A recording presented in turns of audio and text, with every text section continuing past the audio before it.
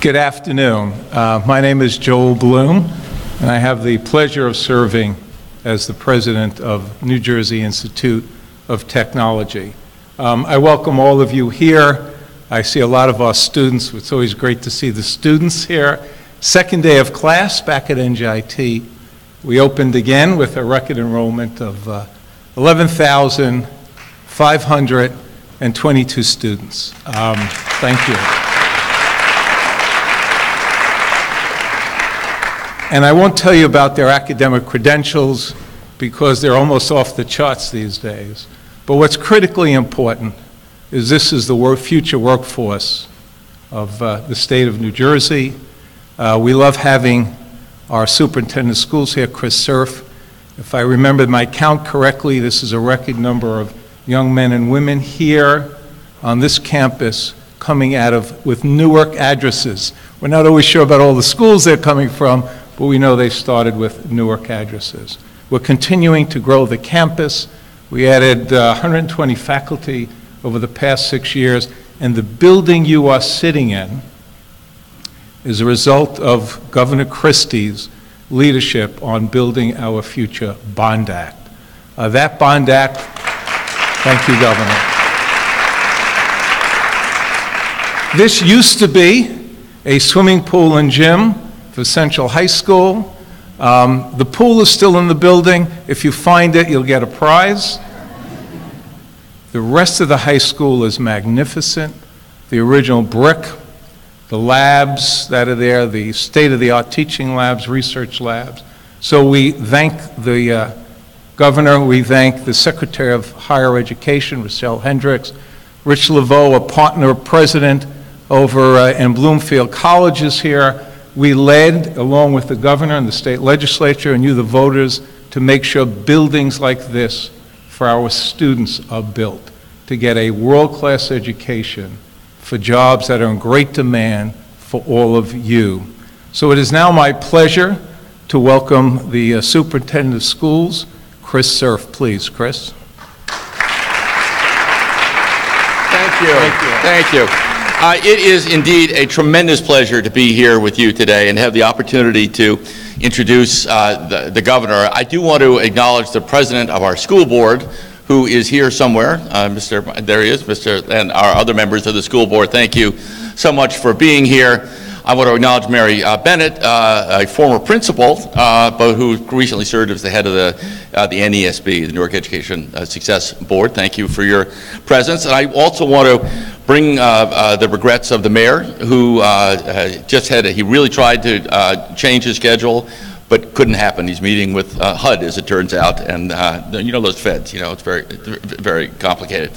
So thank you. He very much sends his thanks. There are other dignitaries here who I, at my own risk, I'm not going to mention, but thank you for being here. This is really a momentous moment we are on the brink of in the city of Newark, and I have one single duty here, and I am really looking forward to it.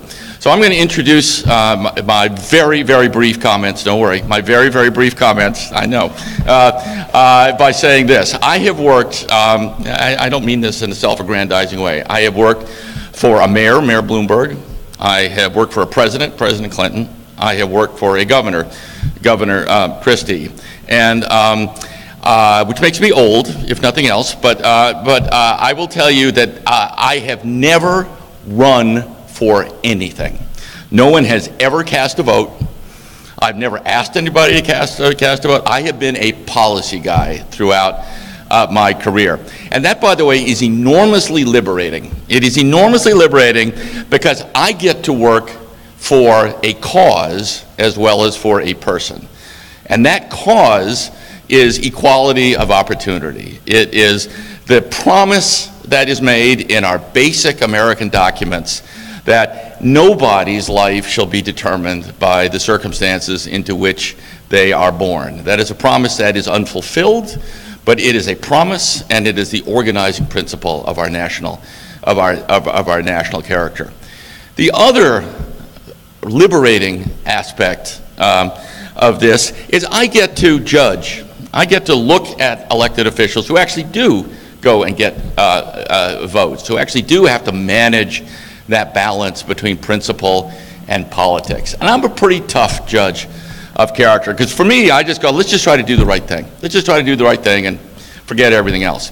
But I just want to say, as I introduce the governor, that there is nobody more authentic in his belief in equity for the children of this state and this country. Now, I know there are a lot of folks out there who say a lot of different things. By the way, I have entire blogs dedicated to taking me down. It's part of the way life works in this particular lane. I get that, but I will tell you that come hell or high water, come politics or not, when the question is, what is the right thing to do to solve the fundamental reality that there are thousands, millions of children born into this country, into this state, and into this city who simply by virtue of the country of origin of their parents, of the poverty level of their family, or other circumstances entirely beyond their control, are unlikely to graduate from high school, to have access to the American dream, however you define it. We have done a lot of work here to try to improve the odds of kids, and in my judgment, it's been loud, it's been complicated, but it has been wildly successful. And I know that that only would have happened because of the commitment and the perseverance and the character of Governor Christie. Thank you, Governor.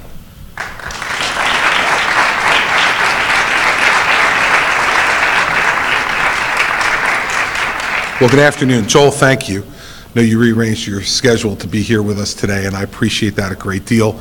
I am happy to be in this building.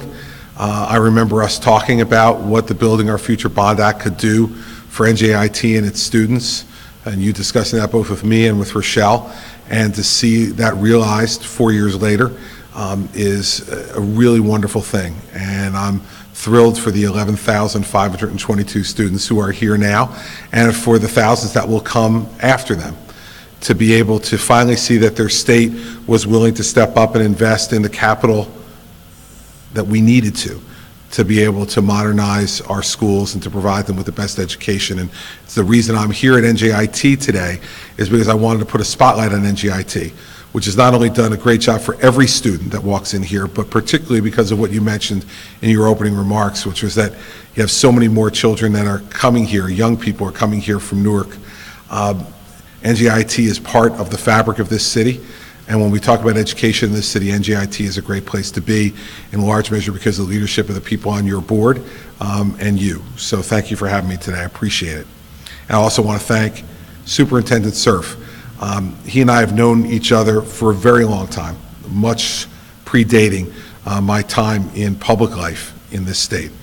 And so I can vouch for what he said about him being a policy guy. He's been a policy guy ever since I've known him, and somebody who has cared about improving the lot of everybody for education. So when I became governor, he was the first person I asked to be Commissioner of Education. He said no to me the first time. But as people have learned about me over time, I don't take no easily or gently, and eventually got him to come back and serve as Commissioner of Education. Much of the groundwork that we discuss today and the results from that groundwork are because of the foundation that he set with us as Commissioner of Education, along with Rochelle Hendricks. And so I can't tell you how much I appreciate Chris being here and then answering the call one more time to come back and to help lead the Newark schools to the place where they are now, and to lay another foundation in this particular city for the future. So for Chris, thank you for your kind words and for your introduction. And he did work for Clinton and Bloomberg, and for him to actually say something nice about a Republican, especially because he lives in Montclair, it's very difficult for him, but he's doing the best he can, and I appreciate you taking that risk of what's going to happen when you go back to the hood in Montclair and what they're going to be saying about you. So we'll try to keep that low key. I'm here, though, today to talk about the state of education in the city of Newark. And this story of education in this city is a story 20 years in the waiting. Most time people say something is 20 or 30 or 40 years in the making. This is 20 years in the waiting. And it's a story that's contributed to by many people. A story which the Newark children of today, and I pray tomorrow, will benefit from every day. As governor, I need to speak the truth on these issues, both the accomplishments and the challenges, to the parents of this city, to the students of this city, and to the taxpayers of this city, and in fact the taxpayers all across the state of New Jersey who contribute so mightily to the cost of education, K-12 in this city. In the last 6 years, the accomplishments of this system are very, very impressive. Jobs certainly not complete, but we've made real progress, at times in the face of real emotional opposition. That's why, after more than 20 years of state control, the progress made over the last 6.5 years will afford the state the opportunity to return the Newark Public Schools to local control. This is a watershed moment for Newark's education community. And the work has been done by the leaders like Chris Cerf and Dave Hespy, leaders like Commissioner Kim Harrington and Secretary Rochelle Hendricks, leaders like Mayor Baraka and Cammie Anderson, leaders like those who have served on the Newark Education Success Board, along with the community of teachers, the parents, advocates, and the students themselves. It's been a team effort which has brought us to this opportunity today. Now, that team effort was catapulted by the investment made by Mark Zuckerberg, Priscilla Chan, and all those who matched their $100 million investment in the Newark Public Schools. While a vocal few have profited off of demeaning the importance of that investment, from Montclair too, I think, those of us who have been involved in this know better. The attention that that investment of their time, their voices, and their money brought to the efforts spearheaded by this administration and by then Mayor Booker were indispensable. The achievements we outlined today are due in some large measure to the belief that Mark, Priscilla, and others placed in our reform agenda, and the belief that they placed in the children of the city of Newark. Now, the current state of education in this city can be summed up pretty simply. Kids in Newark are getting a better education today in the Newark Public Schools than they did 6 years ago. That is undeniable, and it's improving every year. But that upward momentum can and will be lost unless we put aside old orthodoxy and we act based on the facts that are before us, not the emotion. See, sometimes old, entrenched, failed positions can easily tear apart new partnerships in Newark that are the force behind reform, and the very reason that return of local control is even possible. While a counterproductive debate about traditional public schools versus public charter schools is still being had by those looking to settle some old scores, the schools themselves are quietly at the very same time working together in new and unprecedented ways to help the kids in Newark achieve academic success. And isn't that what matters most? Our children's academic success. So let's finally put to rest some of the old myths about this topic and take notice of what's actually happening on the ground here in this city, things that we should be very proud of. Instead of students falling further and further behind, students are in fact climbing higher and higher. In some cases, Newark students are at the top of New Jersey's class, exceeding their peers in academic accomplishment across the entire state, urban, suburban, and rural. But we have yet to have each and every Newark child reaching their full academic potential, and that is not only our goal, it's our moral commitment. So let's see how far we've come since 2011, when this administration launched a broad platform of education reforms, which some vocally resisted, but have since been proven successful on the measures that count the most. I want you all to remember that the very first visit I made as governor-elect, the day after the election nearly 8 years ago, was here in Newark, was to a charter school here in Newark. Since then, in this city, we have opened new schools together. We have rehabilitated old schools together. We've joined in celebrating the district's growth. We've touted success stories of individual teachers, of schools, and of the students who attend those schools. So first, let's dispel some of these myths about the face of public education in Newark. There is a focus by some on the governance of these schools, more so at times than their performance. Concerns have been voiced about traditional public schools versus public charter schools, claims of competition for resources, charges of racial and economic disparities. All those claims and charges are wrong, and they are demonstrably wrong. So let's get a clear picture of the district. Charters are not taking resources from traditional public schools. The state provides a large amount of the funding per child here in Newark. However, if a child attends a public charter school, only a portion of that funding follows the child. Public charter schools are funded less than traditional public schools and always have been. And unlike traditional public schools, they also must provide their own buildings, mostly through private fundraising. All this is done so that a portion of the funding stays with the district to cover their fixed costs that remain even though those students have departed. Any claim to the contrary is simply untrue and motivated by a desire to take this option off the menu for the parents of Newark and their children. In regard to economic and racial disparities, Newark charter schools have virtually eliminated the achievement gap for economically disadvantaged students. I want you to hear that again. Charter schools in this state have virtually eliminated the achievement gap based upon free or reduced price lunch membership.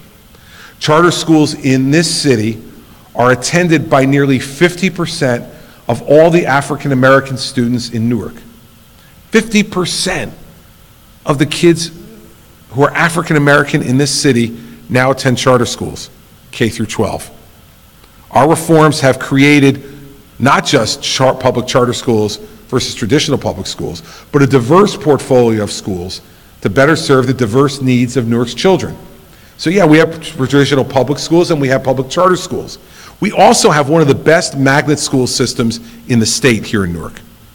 We also have the highest quality county vocational technical schools, and we've invested significant capital resources with the county to make that so. And a successful early childhood program operated in equal measure by the district's Head Start program and by private nonprofit providers. So from Head Start, from preschool, all the way through to graduation, a diverse portfolio to give choice to the families of Newark, not based upon how much money they have in their pocket, but based upon what they believe is best for their child to reach their goals in life.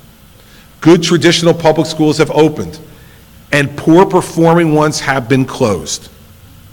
Good public charter schools have been opened, and poor performing charter schools have been closed by this administration too, more than by any other administration in state history.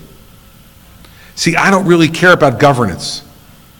I care about provable performance, documented achievement, about dreams realized, not dreams dashed. What matters is not how a public school came into being. I don't care who runs it and under what rules. If a school is successful, the child will be successful. If that happens, everyone wins.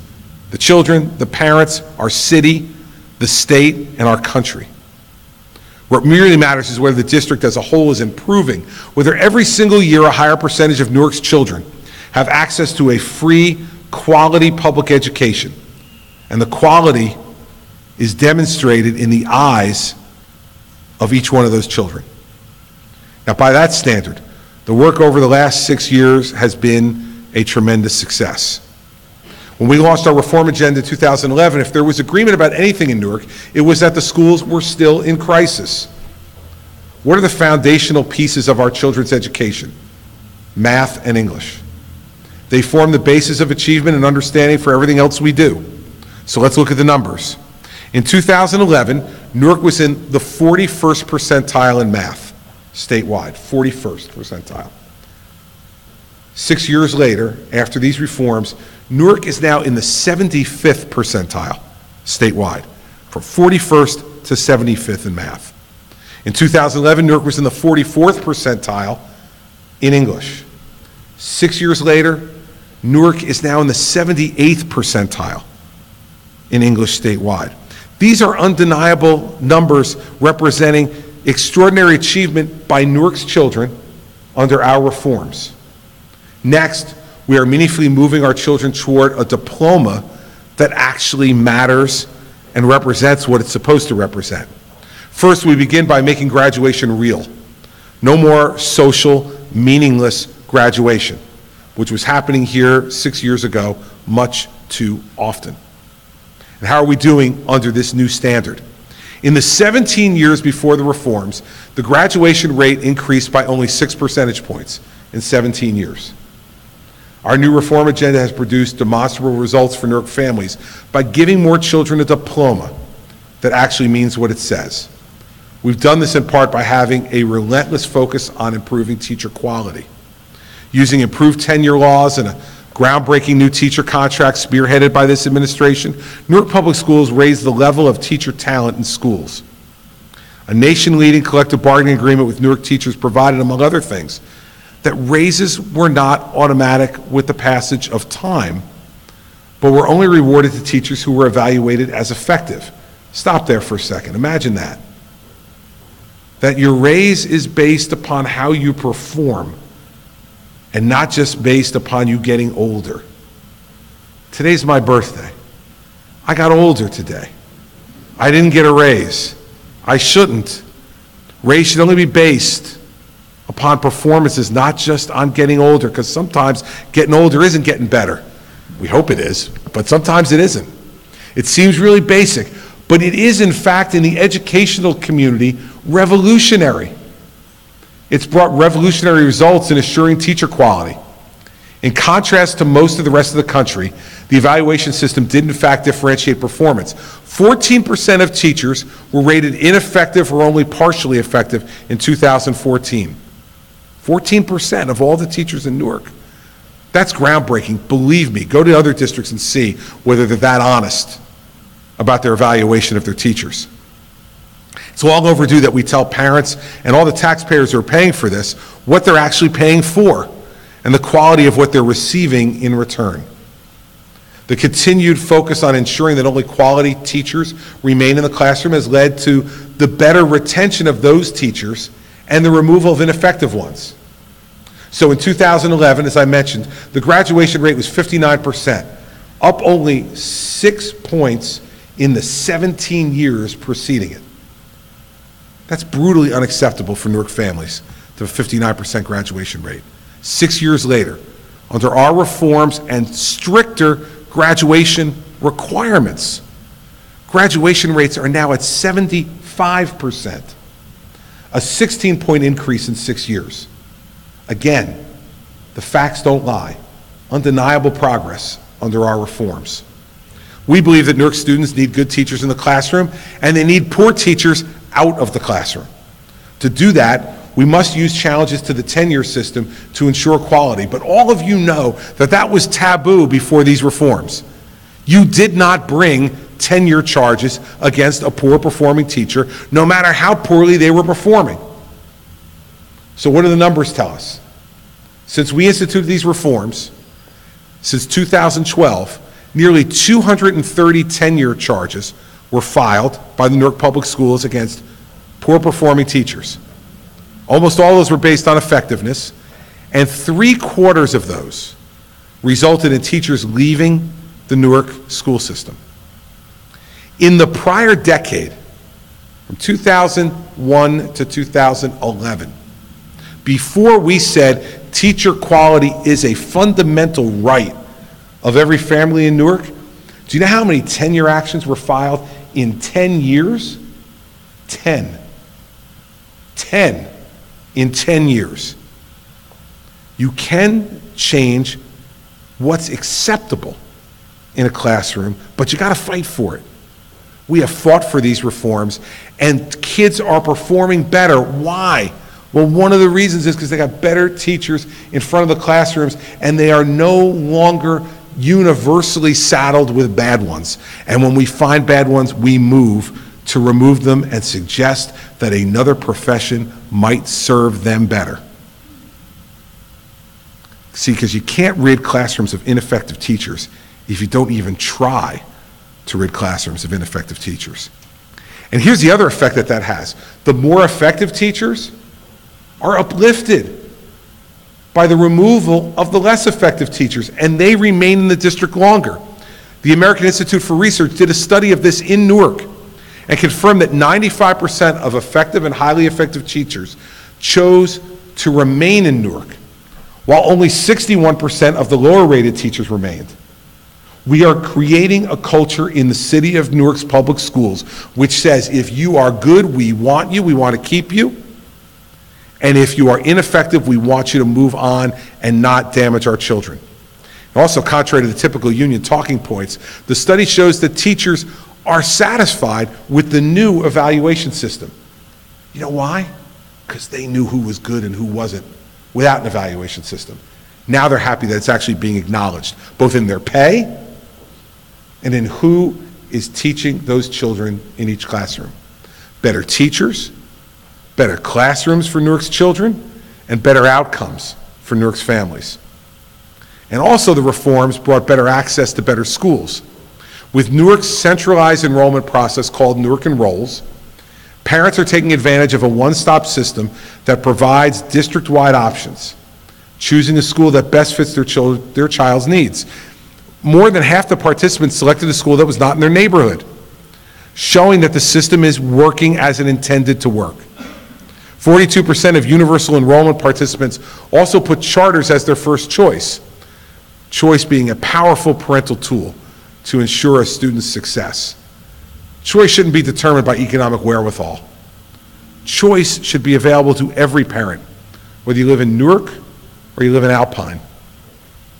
The number of charter schools in Newark has more than doubled, and the number of approved seats in charter schools in Newark has tripled. In the school year 2009-2010, when we entered office, there were 8 charter schools operating in Newark, approved to serve 6,600 students. This school year, 17-18, 8 years later, there are 19 charter schools operating in Newark, approved to serve 20,500 students. While 11 charter schools have opened in Newark, just as importantly, 6 low-performing charter schools in Newark have been closed by this administration. And charter schools now serve almost a third of all of Newark's public school students. Magnet public schools are performing even higher than charter schools and the state average. Nearly 36% of the families of Newark's high school children have selected magnet schools for them to go to high school. They've selected them because they believe this is what's best for their child. Magnet schools not only empower the children that they're educating, they empower the parents with being able to make a choice about that child's future. Let's talk for a moment about the Quitman School as an example of providing better access to a better school. Quitman Street Community School was once viewed as one of the most ineffective schools in the city of Newark and was identified as a Renew School in 2012 under our reforms for being one of Newark's most in need of improvement. As a Renew School under the reform agenda, Quitman school leaders all were required to reapply for their jobs and then had to rehire staff. They had to work for extended hours and more flexible scheduling. What's happened because of these reforms? Now the school is one of Newark's fastest improving schools. It was recently listed number 19 of 100 schools in the nation worth visiting, according to Getting Smart, an online education forum. The schools that made that list, they say, achieve extraordinary results, create powerful learning, and have creative, innovative technology blends. Imagine that. 6 years ago, Quitman School was so bad that all the staff and teachers were asked to reapply for their jobs. 6 years later, they've gone from the bottom to the top of the game here in Newark. But this improvement would not be possible if our administration had not forced change, forcing employees to keep their jobs based on quality, not years of mediocre service which did not serve the children of that school. In our successful public charter schools, this demand for quality is showing results in dealing with New Jersey's persistent achievement gap, as I mentioned before. Newark charter schools have virtually eliminated that gap for economically disadvantaged students. What do I mean? In 2015-16, all across New Jersey, proficiency rates for students eligible for free or reduced price lunch trailed those for non-eligible students by 30 points in both English and math. 30 points lower if you are a free or reduced lunch student in math and English than if you were not. What are those numbers in Newark's charter schools? A 3-point gap in English and only a 2-point gap in math between free and reduced lunch students and non-eligible students. Extraordinary change. And we need to apply the success of these Newark public charter schools to all economically disadvantaged children across the state of New Jersey, which was part of why we put charter schools in place in the first place. Operate under different rules, learn lessons from those different rules, and apply them to the rest of the schools. Well, we've done the first part. We still haven't done the second part. And economically disadvantaged children outside of Newark need to learn the lessons of what we've learned here inside Newark through our charter school experiment. Stanford's Credo study found that Newark public charters generate 7 months of additional learning per year in both math and English language arts, making Newark's public charter schools the second highest performing charter sector in the entire country. I want you to hear that one again. 7 months more of learning time. Let's take, for example, the North Star Academy, which is one of the highest performing schools, not in Newark, in the state. In 2016, 79% of the students at North Star met or exceeded expectations in English language arts on the PARCC exam, placing the school in the 96th percentile statewide, a Newark public school. In math, 69% of the students met or exceeded expectations, placing North Star in the 98th percentile statewide. That's incredible. And North Star Academy deserves congratulations. We're very proud of the work they're doing there. And of course, all of these successful schools are made up of some outstanding students. Let's take a moment and put some faces behind this success. One of those students is Genesis Canella from American History High School, who enrolled in honors courses freshman year, and by senior year learned to balance a course load that included both AP classes and Essex County College courses. Genesis couldn't join us today because she's in class, but her sister and her aunt have joined us, and I want to extend welcome to them. Genesis was the captain of the debate team, junior cheerleading coach, and a Rutgers Future Scholar. She participated in volleyball, softball, and the science club as well. Genesis is attending Davidson College this year, and they are very lucky to have one of Newark's stars now at Davidson. An amazing story of an amazing student reaching her potential in Newark's public school system. We've collaborated on many of these reforms, and we have forced others.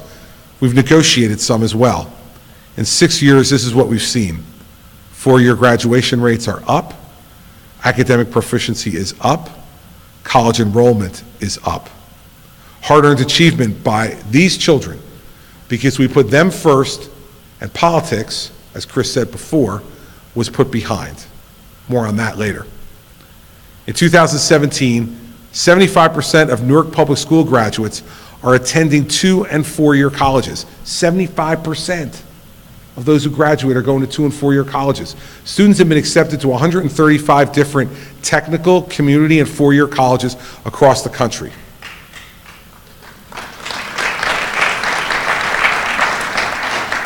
Several Newark charter schools have achieved over 90% matriculation of students to college. This year, 7 students from Newark will be attending Ivy League universities on full scholarships to Yale, to Princeton, Penn, and Harvard. As part of the school reforms, the City of Newark is now tracking students' success more aggressively, and as a result, providing proper counseling services and resources to help students increase access to available scholarship opportunities to make college real for them in an affordable way. As a result, in 2017, students from the Newark Public Schools have received more than $15.7 million in scholarships just for 2017. There's another amazing personal story to this citywide success. Valedictorian of her class at Malcolm X Shabazz High School, Kim Boerger, is attending Harvard University this fall, where she hopes to feed her love of science. Malcolm X Shabazz is a comprehensive high school in Newark South Ward. There are approximately 600 students, 90% of whom, 90%, qualify for free and reduced lunch program. Last year, Kim raised herself $6,000 with help from her teacher, Patrick Murray, and the Newark community to attend the Global Science Conference in San Francisco with a team of students from Shabazz. The team presented their biochemical data on primary enzyme research. I have to go over that slowly because I have no idea what that is, but it sounds extraordinarily impressive.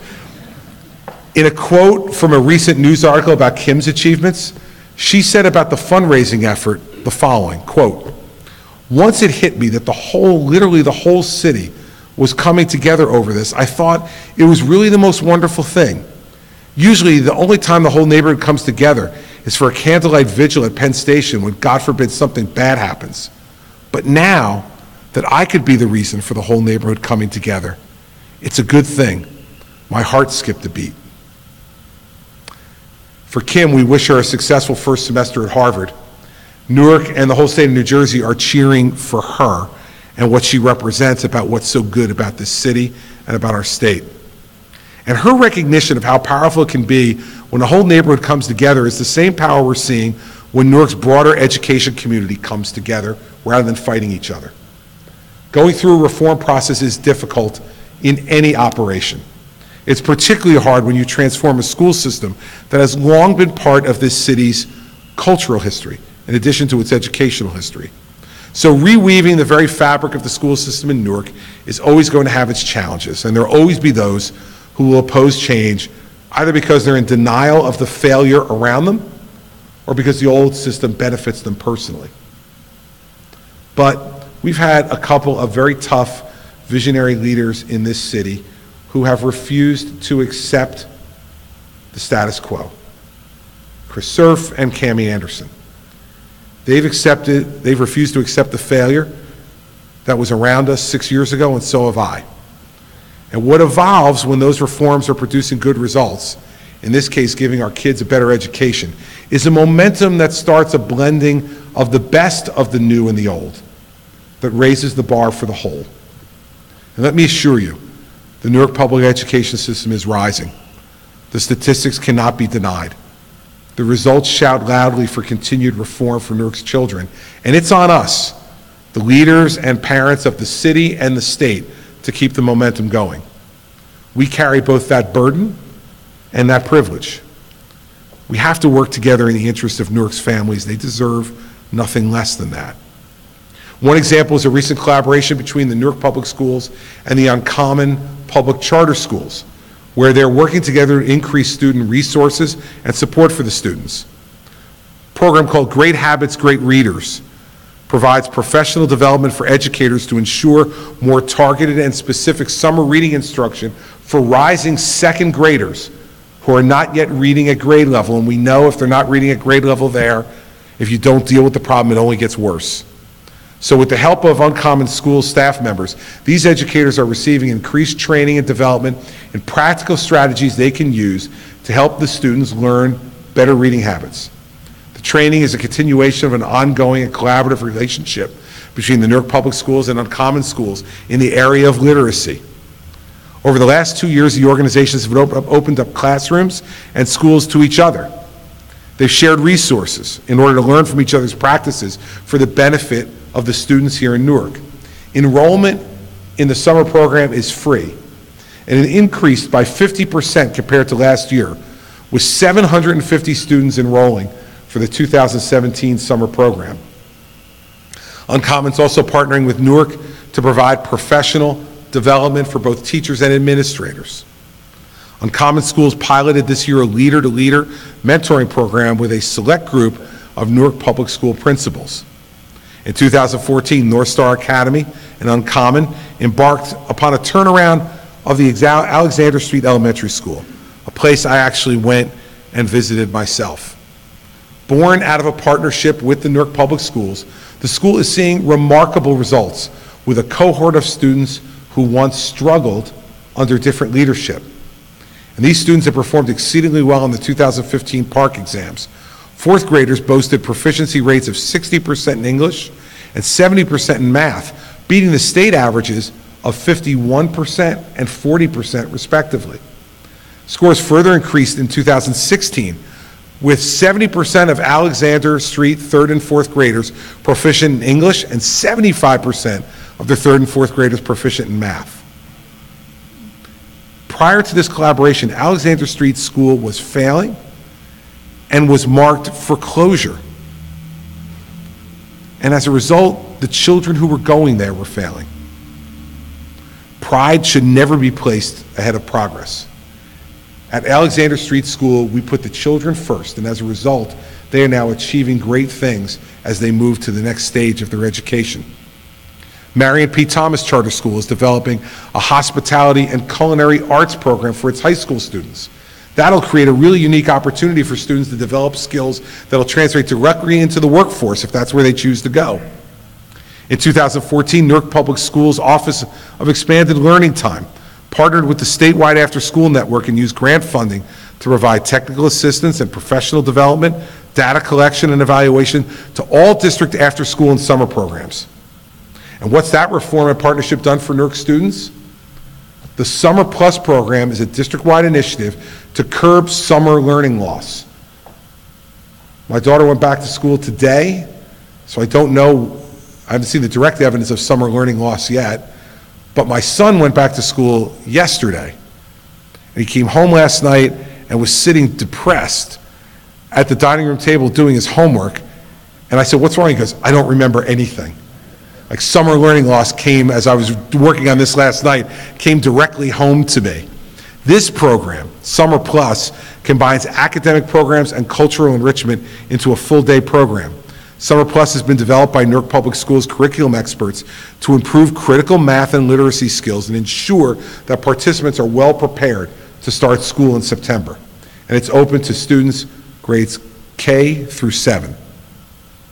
Also want to recognize today the extraordinary teachers across this district who share the same goal to help children reach their greatest potential.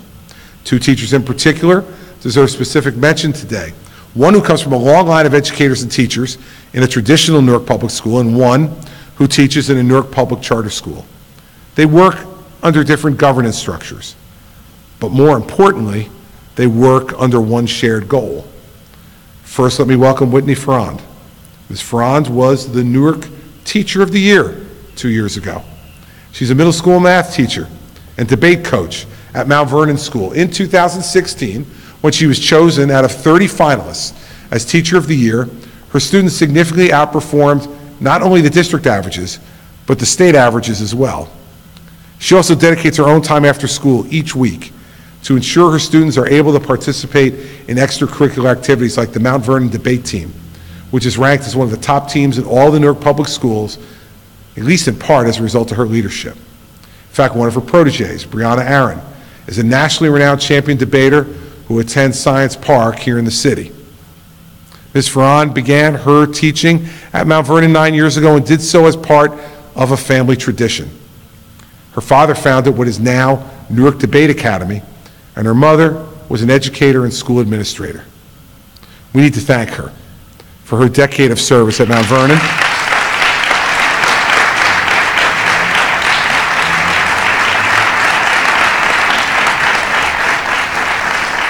Thank her even more for her dedication that she shares both inside and outside the classroom with her students. It's an extraordinary family tradition continued, and the children of Newark are benefiting from it, and so are the people of the state. Thank you for coming today. Let me now welcome Mr. Christopher Velasquez. He is a 6th grade math teacher and a co-grade level leader at Great Oaks Legacy Charter School. He was raised in the Bronx and had the good fortune to come across 2 teachers during his high school career that helped shape the trajectory of his life. They inspired him, they supported him, and they challenged him, one in an AP English classroom and one on the baseball field. But both nonetheless made a lasting impact. Thanks to their investment in him, Mr. Velasquez knew he wanted to pursue teaching to be able to educate and inspire other students. After graduating from Hunter College, Mr. Velasquez joined Great Oak Legacy's Tutor Corps program, a year of service that focuses on providing individualized education to urban students, and quickly proved that he had both the skills and the gifts to succeed as a teacher and a leader. and that he would now begin to help shape Newark's future leaders. Great Oaks is a high-performing Tier 1 charter school. It was approved to open in 2011. In 2016, it consolidated with Newark Legacy and became Great Oaks Legacy. Great Oaks Legacy is now a K-12 school approved to serve 1,906 students in this school year. The school's ability to develop talent is impressive. In 2015-16, median student growth among middle schoolers was 82 in math, which is better than 98.9% of all public schools serving any or all grades 6 to 8 in the state, here in Newark. Additionally, the school recruits, houses, and trains a tutor corps, which I mentioned before, which provides every middle and high school student at Great Oaks Legacy with 2 hours of tutoring daily during the school year. During his first 2 years with Great Oaks Legacy, Mr. Velasquez tutored some of the most challenging students and helped motivate them to stay in school. He also began mentoring his fellow teachers on how to be more effective in their roles. In his 3rd year at Great Oaks, he joined Relay Graduate School of Education in order to obtain his master's, was offered a teaching position, and had what Mr. Podhurst, DMS principal, describes as probably the best first year someone could have. That's a good thing. Beats the alternative. Mr. Velasquez accomplished a difficult task by striking the right balance between relating to and building connections with the students, but also maintaining high expectations and academic rigor. Now in his 2nd year of teaching and assuming the responsibility of co-grade level leader, we will undoubtedly be hearing more of Mr. Velasquez in the future. It's efforts like his and Ms. Ferran that brought us here today, and he deserves our thanks as well.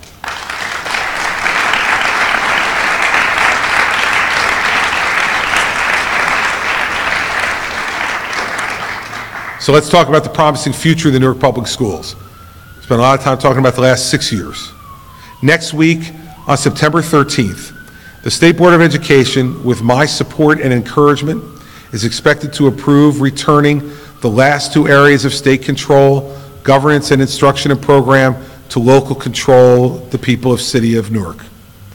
Newark Public Schools has demonstrated substantial progress in these areas, and it is evidence that the school district has the programs, the policies, and the personnel in place to ensure that the progress will be sustained.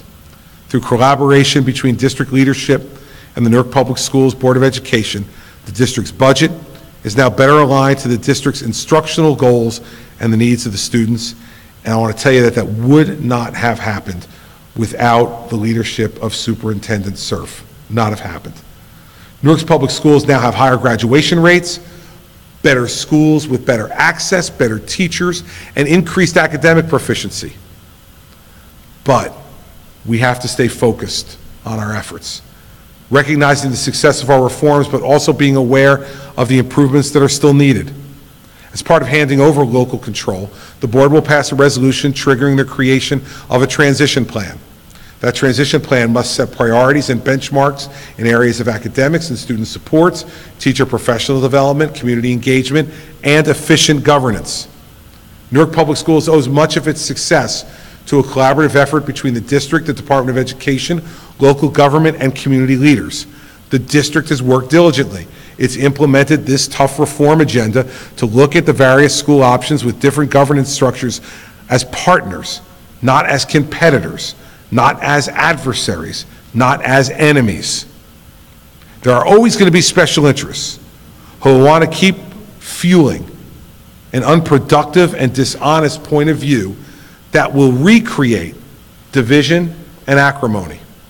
That doesn't benefit the students or their families, and we should not permit them to re-emerge.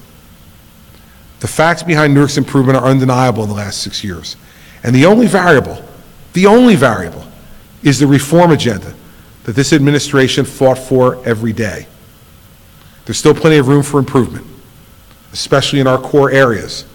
We need to address the district's chronic absenteeism rate, which at 30% will remain a significant barrier to long-term student success. English language arts and math proficiency rates have shown real progress, but are still below where they need to be for the children in Newark. And district proficiency rates on PARC, even with the dramatic improvement in the first 2 years of testing, are still more than 20 percentage points below the state average. So we have to remain vigilant and present in maintaining the upward momentum we've achieved through our reforms, because we have to go farther on behalf of the students and the parents that we serve. We cannot crawl towards the 13 points we need to add to our 4-year graduation rate in order to catch up to the state average. Under the old education model, prior to our reforms, it would take 30 years to close that gap. I don't think any of us are willing to accept that slow a pace of progress. Too many children will get lost if we go back to the old ways of one-size-fits-all governance and allowing teacher tenure to protect poor-performing educators. And we haven't discussed politics today. We have not, because getting politics out of this process is what led to these reforms being adopted and these results being achieved by Newark students. There is, however, a disturbing breeze blowing in the political world on education. Quiet conversations of charter school moratoriums, reversal of tenure reforms, and return to business as usual. This quiet conversation is being pushed by the same old special interests on pliable potential leaders in the mode of desperate search for votes on Election Day. I beg the people of Newark to repel such conversation and to stand up for your right to choose. Don't turn that right over to special interest groups or fast-talking hucksters begging for your vote. Stand up for your kids. They need you now.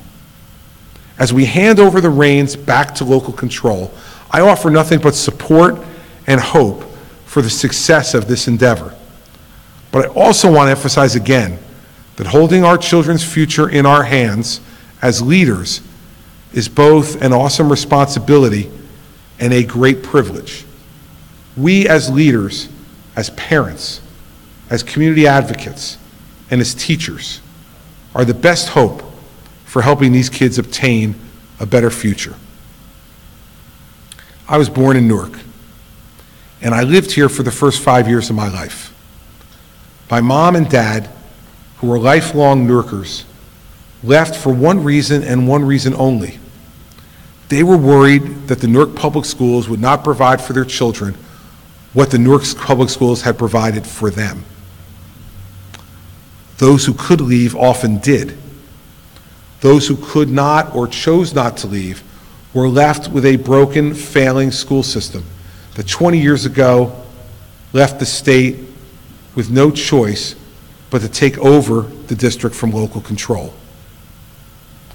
I'm really proud today to be their son. They left Newark, the home they loved, the only home they ever knew, because they wanted more for me. How proud my mother would be, and my father is, to watch their son spend 6 years fighting for the school system that actually educated them. How proud they are that it is their son, a native Newarker too, who's the governor who fought the special interests, who helped bring Mark Zuckerberg and Priscilla Chan to Newark, who negotiated to reward good teachers and fire bad ones, and to give parents just like them the power to choose the best school for their child. In my parents' day, they had no such choice. Their only choice was binary: stay or go. They're proud of all the improvements Newark children have shown. And I know that my mom in particular would be so happy that it was her son who turned the Newark schools back to the families of Newark and out of state control. Better than I found it. Let the facts about Newark students' academic success be your greatest guide as we move forward. That is all that truly matters in helping them achieve their dreams. It has been an honor and a privilege to be a governor who has worked so closely with this city and its community to give our children a better future. And I hope and pray that all of you who are as committed to this cause today will remain that committed and will give each and every family in this city the opportunity to choose the best path for their child and then help those families achieve their dreams and their goals. When that occurs, then we will have gotten everywhere we need to get on Newark. We've come a very long way in 6 years. I'm proud to have been a small part of it, and I'm very, very happy to call the Newark Public School System partners in this change and in this growth. Thank you all for coming today. I appreciate it.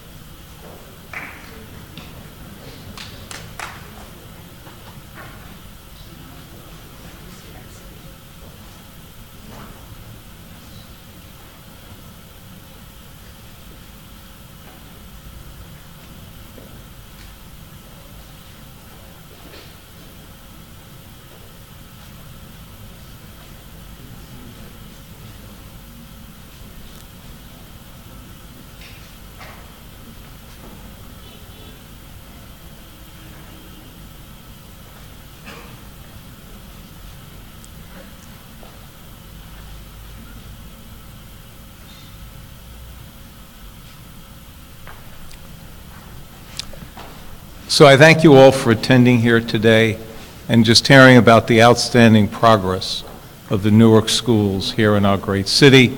I look forward to many more of those students attending NJIT and Rutgers across the street and Essex County College, Bloomfield College as well, of course. So have a great day, great beginning of the academic year, and stay well. Thank you.